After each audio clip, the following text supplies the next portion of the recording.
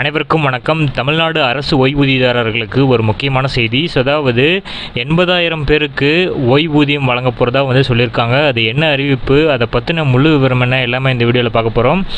Skip பண்ணாமல் கடைசி வரைக்கும் பாருங்கள். நம்ம சேனலை சப்ஸ்கிரைப் பண்ணாதவங்க பண்ணி வச்சுக்கோங்க. நம்ம சேனலில் சென்ட்ரல் மற்றும் ஸ்டேட் கவர்மெண்ட் சம்மந்தமான ஆல் அப்டேட்ஸ் போட்டுருவோம். அது மட்டும் இல்லாமல் பென்ஷன் சம்மந்தப்பட்ட முக்கியமான அப்டேட்ஸும் இருக்கும். மறக்காமல் நம்ம சேனலை சப்ஸ்கிரைப் பண்ணிடுங்க. வாங்க வீடியோக்குள்ளே போகலாம்.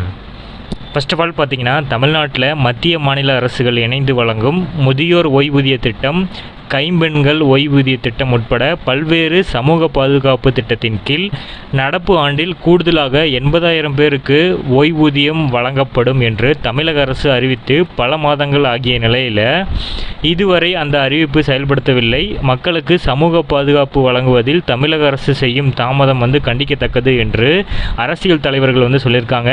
தமிழ்நாட்டில் பார்த்தீங்கன்னா, வயது முதிர்ந்தவர்கள், கணவரை இழந்த கைம்பெண்கள் என 1 லட்சத்திற்கும் கூடுதலானவர்கள் இந்த திட்டத்தின் கீழ் பயனடைய விண்ணப்பித்து தகுதி பெற்று தற்போது உதவித்தொகை கிடைக்காமல் காத்து கிடக்கின்றனர்.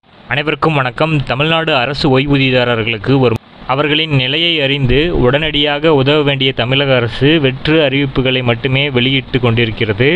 தமிழக அரசு சார்பில் செயல்படும் தாமதங்களினால் 80,000 பேருக்கு கூடுதலாக உதவித்தொகை வழங்கப்படுமா அல்லது இந்த அறிவிப்பு காற்றோடு போய்விடுமா என்றத கவலையும் ஏற்பட்டிருக்கிறதா அரசியல் வட்டாரங்கள் இருக்கக்கூடிய எதிர்க்கட்சியில் இருக்கக்கூடிய தலைவர்களும் இதை சொல்லிட்டு வராங்க. இதை அரசு உணர்ந்து கொள்ள வேண்டும் எனவும், சமூக பாதுகாப்பு திட்டங்களை செயல்படுத்துவதில் ஆந்திர மாநில அரசை பார்த்து தமிழக அரசு கற்றுக்கொள்ள வேண்டும். தமிழ்நாட்டில் முதியோர் உதவித்தொகையாக, அதாவது ஓய்வூதியமாக 1,200 மட்டுமே வழங்கப்படுகிறது. ஆனால் ஆந்திராவில் ஜெகன்மோகன் ரெட்டி ஆட்சி காலத்தில் 3,000 வழங்கப்பட்டு வந்த நிலையில் இப்போது சந்திரபாபு நாயுடு அவர்களோட ஆட்சி காலத்தில் 4,000 உயர்த்தப்பட்டுள்ளது. தமிழ்நாட்டில் 9 வகையான உதவி திட்டங்கள் வெறும் 34.9 லட்சம் பேருக்கு மட்டுமே வழங்கப்படுகிறது. ஆந்திராவில் மொத்தம் 66.34 லட்சம் பேருக்கு ஓய்வூதியம் வழங்கப்படுகிறது. அவர்களின் நிலையை அறிந்து முதியோர் ஓய்வூதியம் உட்பட சமூக பாதுகாப்பு திட்டங்களுக்காக நடப்பு ஆண்டில் தமிழக அரசு செலவழிக்கும் தொகை ரூ. 5,337 கோடி மட்டும்தான். ஆனால் இந்த திட்டங்களுக்காக ஆந்திராவில் நடப்பு ஆண்டில் ஒதுக்கப்பட்டுள்ள தொகை 33,100 கோடி ரூபாய் ஆகும். தமிழ்நாட்டை விட ஆந்திரத்தில் மக்கள் தொகை குறைவு என்றாலும் தமிழ்நாட்டை விட 6 மடங்கு தொகையை ஆந்திரா சமூக பாதுகாப்பு நிதியாக வழங்குகிறது. ஆந்திராவில் இந்த செயல் பாராட்டத்தக்கது.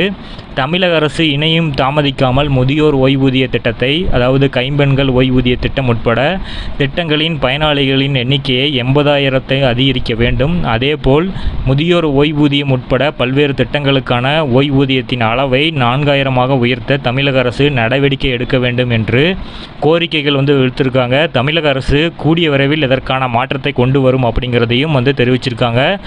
அதை பொறுத்திருந்து பார்ப்போம். அதற்கான அப்டேட் வந்த உடனே நம்ம சேனலில் வீடியோஸ் போடுவோம். மறக்காமல் நம்ம சேனலை சப்ஸ்கிரைப் பண்ணி பக்கத்தில் இருக்கிற பெல் ஐக்கானையும் ப்ரெஸ் பண்ணி அதில் ஆல் அப்படிங்கிற ஆப்ஷனை கொடுத்துருங்க. அப்போ தான் நான் போடக்கூடிய ஒவ்வொரு வீடியோவும் உங்களுக்கு வரும். தேங்க்யூ.